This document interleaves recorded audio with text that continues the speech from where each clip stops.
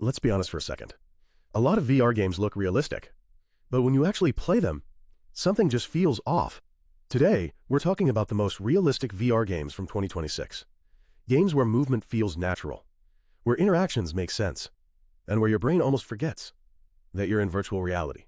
And now, let's jump straight into the list.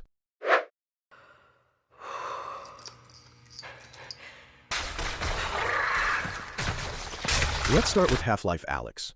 This game is still considered one of the best VR games ever made, and it's easy to see why. The level of detail is insane.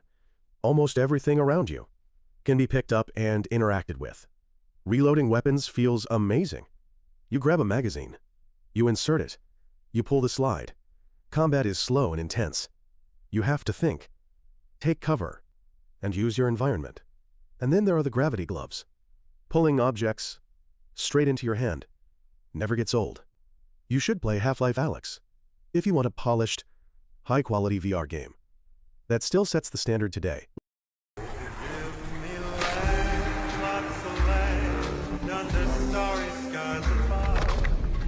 But realism in VR doesn't always mean polish.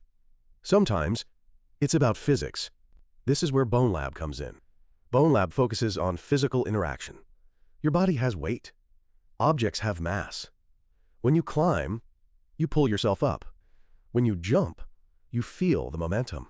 The game doesn't guide you much. It lets you experiment, and sometimes fail. That's what makes it feel real. Bonelabs is not about comfort. It's about freedom. You should play Bonelabs if you want a VR game that feels raw, physical, and different from everything else. But realism isn't always about movement or physics. Sometimes it's about atmosphere. This is where Into the Radius stands out. This game is slow, quiet, and very tense. Every bullet matters. Every mistake matters. You reload magazines by hand. You check your gear manually. There's no rushing, no running and spraying. The atmosphere does a lot of the work.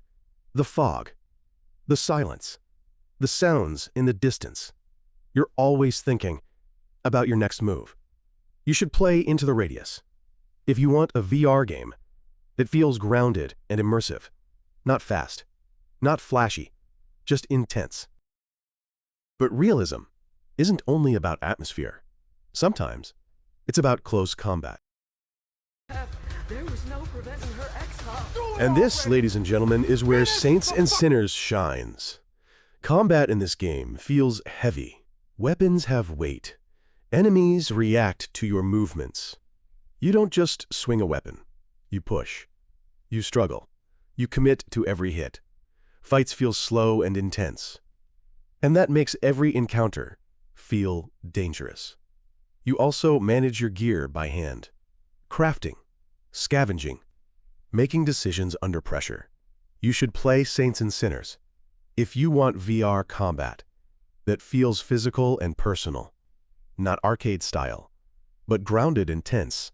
Each of these games focuses on realism in a different way, whether it's movement, gunplay, interaction, or atmosphere. And that's what makes VR so special. If you enjoyed this video, a like would really help the channel. Subscribe for more VR content like this. Thanks for watching, and I'll